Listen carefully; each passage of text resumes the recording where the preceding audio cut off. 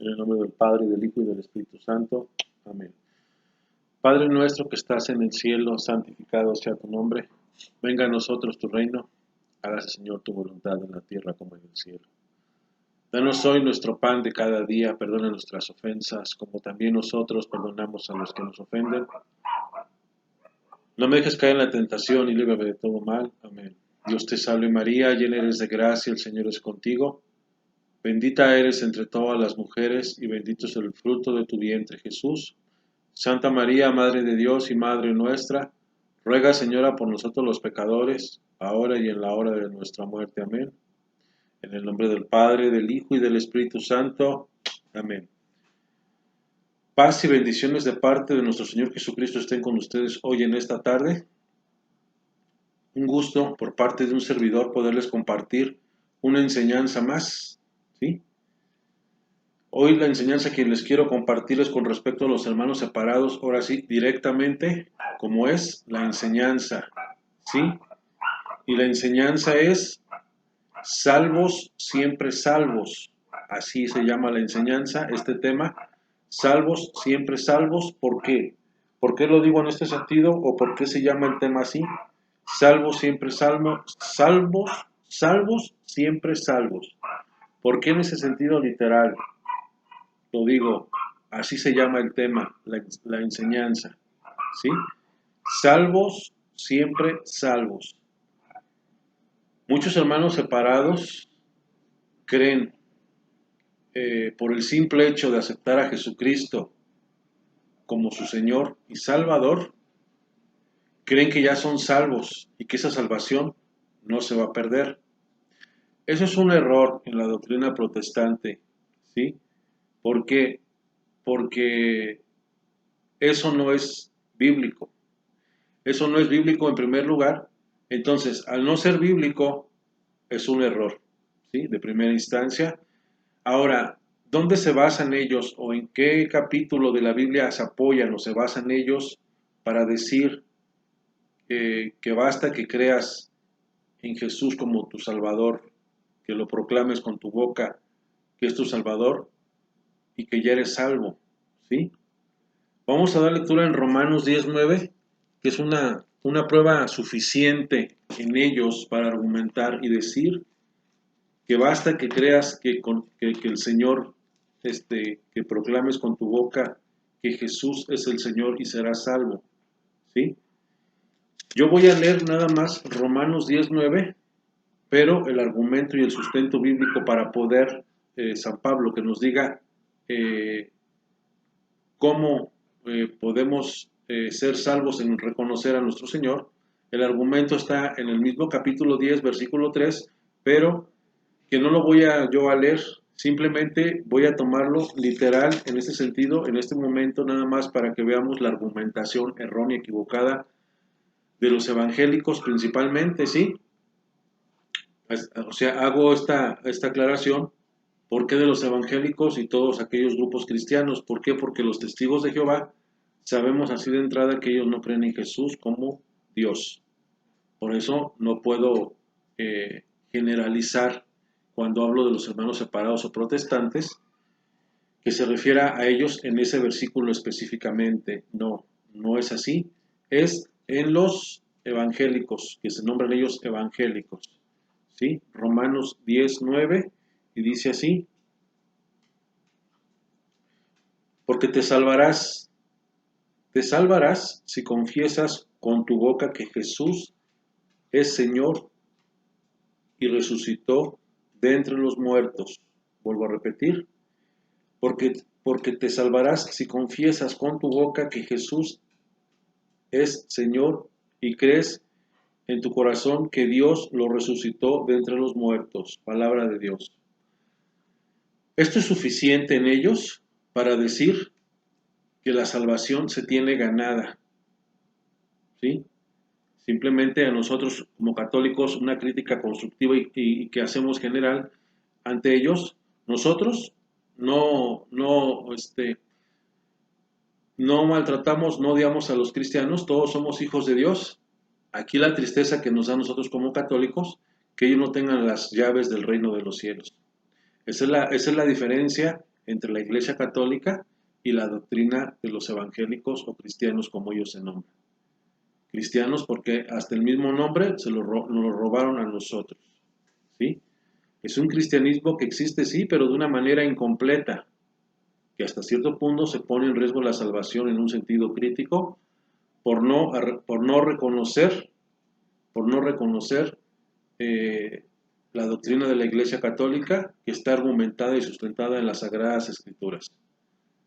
En ese sentido, como vuelvo a repetir de una manera muy personal, sí mal interpretado este texto bíblico, que aparte no es un error en ellos decirlo así, porque no hay una cita bíblica en toda la Sagrada Escritura que diga que es suficiente. No. Hay bastantes pruebas bíblicas hablando de todo lo contrario, de acuerdo a lo que ellos dicen, que salvo siempre salvo, no. La salvación es una situación que se puede perder. San Pablo nos dice muchas, ahorita vamos a dar lectura a esta situación. ¿Por qué? Porque la salvación aún ganada se puede perder. No hay nada escrito. Y vamos a dar lectura aquí en Mateo. El orden en que yo les presente de una manera resumida esta enseñanza no va a importar. Aquí lo importante es que en cada cita bíblica vamos a encontrar una enseñanza de nuestro Señor Jesucristo, de San Pablo en sus cartas, pero sí es importante que analicemos las citas bíblicas porque no es así. Fuimos comprados a un precio muy caro, nosotros como cristianos, ¿sí? Al precio muy caro que Jesús dio su sangre por toda la humanidad. Ese es el precio más alto y más caro en toda la humanidad que se dio por nuestro Señor. Entonces, no puede ser que, de acuerdo a la doctrina, a la enseñanza de ellos, con el simple hecho de que basta que proclamemos. Una cosa es creer en Cristo y otra cosa es creerle a Cristo. Es la diferencia entre creer y creer. Puede ser la salvación de nuestras almas. Creerle. Creerle ya es someternos a obedecerlo, a reconocerlo como un ser supremo, a acatar las instrucciones, las órdenes que Él nos dejó como cristianos, ¿sí? Juan 13:34, ámense los unos a los otros como yo los he amado. Ese amar implica muchas cosas, un cambio radical interior de nuestro corazón, primero de nosotros hacia los demás. Hay una serie de enseñanzas, de doctrinas que tenemos que cumplir, someternos a esos pastores de la iglesia que son los sacerdotes, ¿sí? Alimentarnos de los sacramentos, vivirlos, alimentarnos, ¿sí? Para poder así hacer un esfuerzo y tratar de ganar la salvación, no de una forma limitada como lamentablemente se presenta en todas las doctrinas protestantes. Voy a leer aquí Mateo 26:41 para empezar a ver todo lo contrario a lo que dicen ellos. 26:41. Estén despiertos y recen para que no caigan en la tentación. El espíritu es animoso, pero la carne es débil. ¿Sí? Sabemos que fuimos formados de carne y espíritu.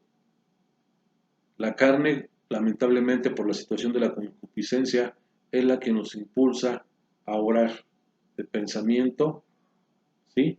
Pero también ser licenciosos, actuar de una forma incorrecta, indebida.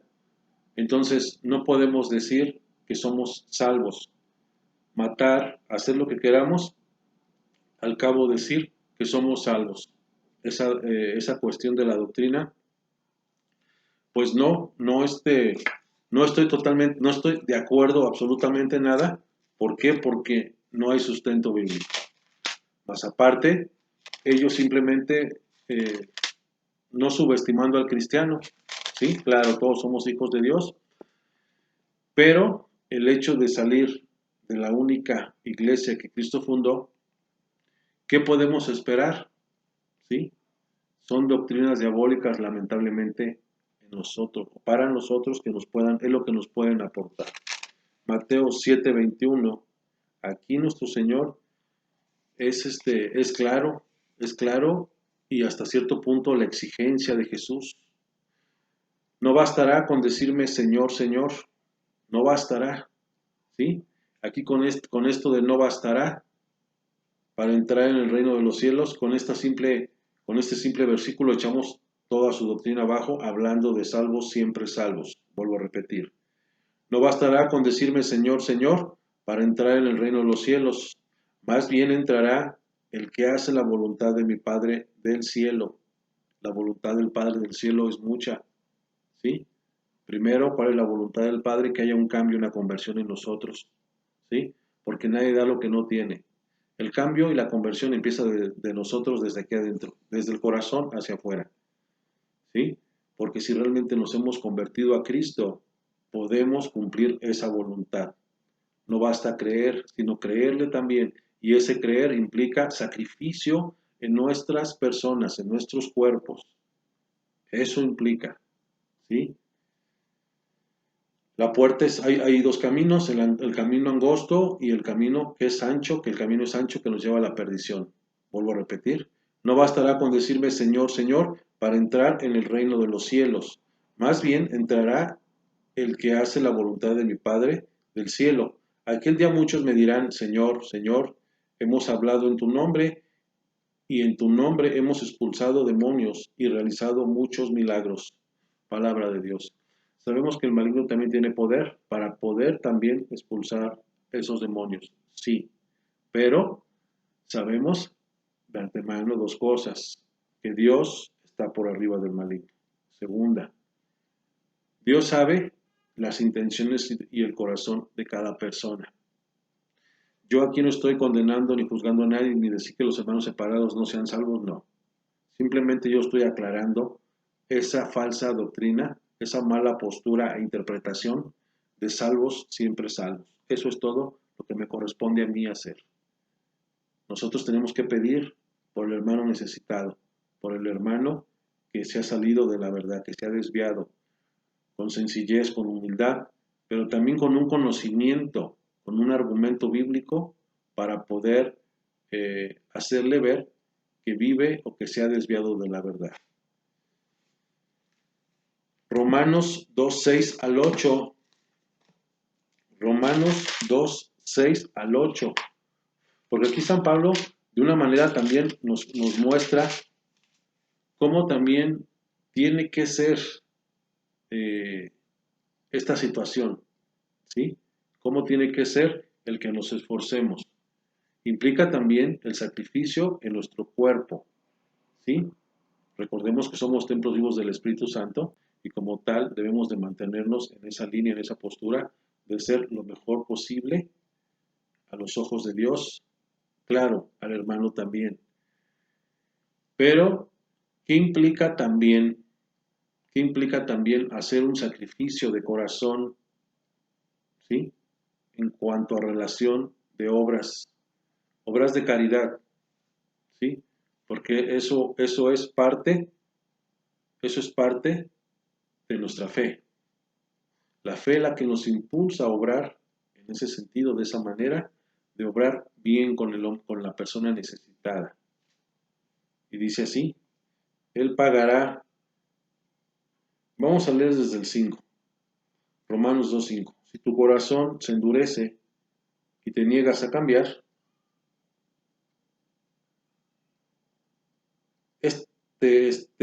estás preparando para ti mismo un gran castigo para el día del juicio.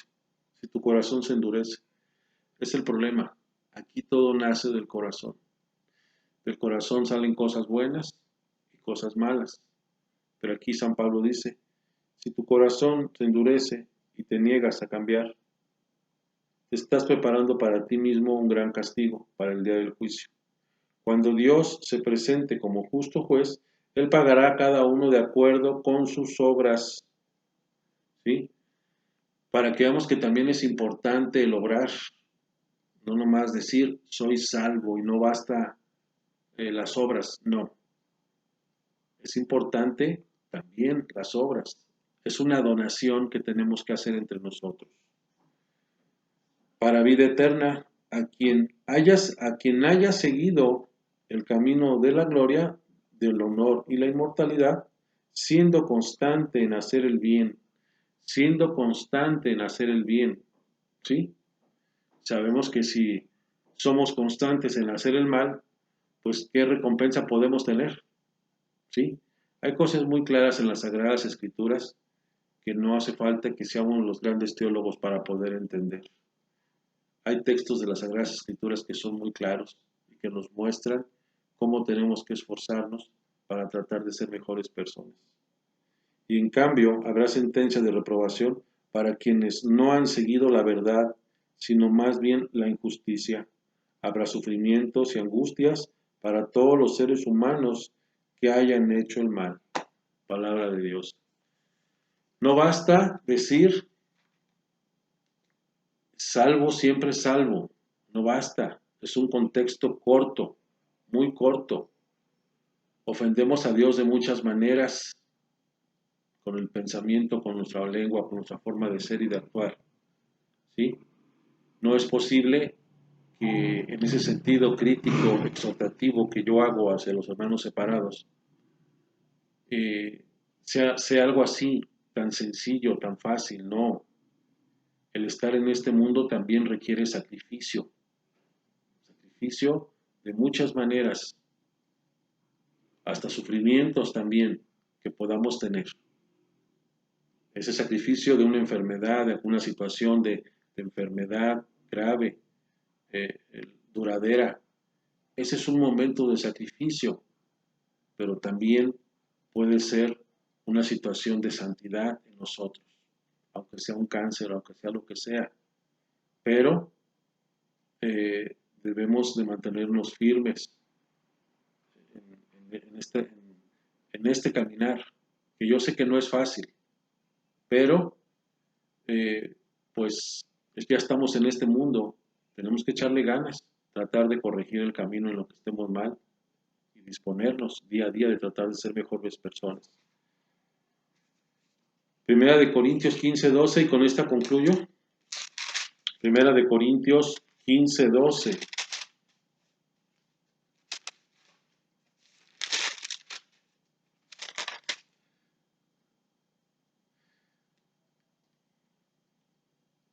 Ahora bien, Primera de Corintios, vamos a rectificar. Primera de Corintios 15:1 y 2.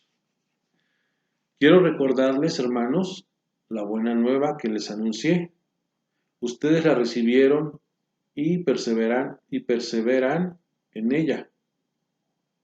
Y por ella se salvarán si la guardan, tal como yo se las anuncié, a no ser que hayan creído cosas que no son. Palabra de Dios. Sabemos que San Pablo, cuando escribió ya sus cartas, sus 13 cartas, sabemos que es un San Pablo convertido al cristianismo. Entonces, San Pablo, cuando hable en este sentido, que dice, quiero recordarles, hermanos, la buena nueva, ya trae el evangelio que los apóstoles, San Pedro, todos los apóstoles, antes de que San Pablo entrara al grupo de los apóstoles, pues lógicamente San Pablo fue instruido, fue enseñado de acuerdo a la enseñanza que recibieron los apóstoles cuando nuestro Señor estuvo aquí en el mundo. Entonces, aquí lo que dice San Pablo no es más que tomar el Evangelio completo. ¿Y qué es el Evangelio completo en este sentido? Aceptar, por ejemplo, los mandamientos. ¿Sí? Es una prueba nada más para decir la buena nueva. La buena nueva, ¿qué es? Es el Evangelio. ¿Qué es anunciar la buena nueva? Es el Evangelio. Y dentro de ese Evangelio, pues vamos a hablarlo en ese sentido crítico, literal, están, por ejemplo, los sacramentos. Así, de una forma tajante en ese sentido. ¿Por qué? Porque los sacramentos son instituidos por nuestro Señor Jesucristo y claro que son bíblicos. Al hablar de la buena nueva se habla en un contexto general, integral, y no tomar lo que nos conviene. Por eso San Pablo dice, a no ser que hayan creído cosas que no son. ¿sí? ¿Por qué? Porque un Pablo convertido al cristianismo ya trae toda la enseñanza que se le fue dada, también enseñada a él de los apóstoles. En los apóstoles, claro, ya estaba la confesión, la Eucaristía, ya estaban los 7 sacramentos instituidos, ya que se les dieron a ellos, posteriormente ya a Pablo, porque Pablo a hablar de un evangelio, ¿sí? Es lo que dice en Gálatas 6:1-9, no es de que haya otro evangelio, sino que tratan de tergiversar. Entonces, ya al tomar toda esa doctrina de nuestro Señor Jesucristo, que primero quedó en Pedro, que es la cabeza, es el Papa, pues lógicamente San Pablo lo que hace, toma eso también para poderlo exaltar aquí en 1 Corintios 15:1-2. ¿Sí? Yo pienso que no hay nada más que decir en cuanto a esta enseñanza de salvo siempre salvo, que es algo muy sencillo que se pudo aclarar, que se pudo refutar. Yo te invito, hermano, separado, en ese sentido, que realmente analices, estudies las Sagradas Escrituras, pero no lo que te diga tu pastor. Agarra la Biblia y lee desde Romanos capítulo 10, en ese mismo Romanos capítulo 10, versículo 2 y siguientes, para que tú entiendas por qué nuestro Señor Jesucristo, a través de San Pablo, dice que basta que proclames con tu boca que Jesús es el Señor y serás salvo. ¿Sí? Pero no seas literal. Un texto fuera de contexto es un pretexto. Hay que leer el contexto y el texto y el contexto para poder entender y saber a qué se refiere. Fuimos comprados a un precio muy caro. Realmente es insignificante en la manera que ustedes presentan y con todo respeto el decir que eres salvo. No. Hay que estudiar, hay que formarse, hay que instruirse bien para poder decir que esa doctrina fue la que nuestro Señor Jesucristo dejó. Eso es un error. Hay que instruirse, hay que formarse y hay que echarle ganas verdaderamente también como personas, pero también en el conocimiento de las Sagradas Escrituras. Que el Señor nos siga bendiciendo en el nombre del Padre, del Hijo y del Espíritu Santo. Amén.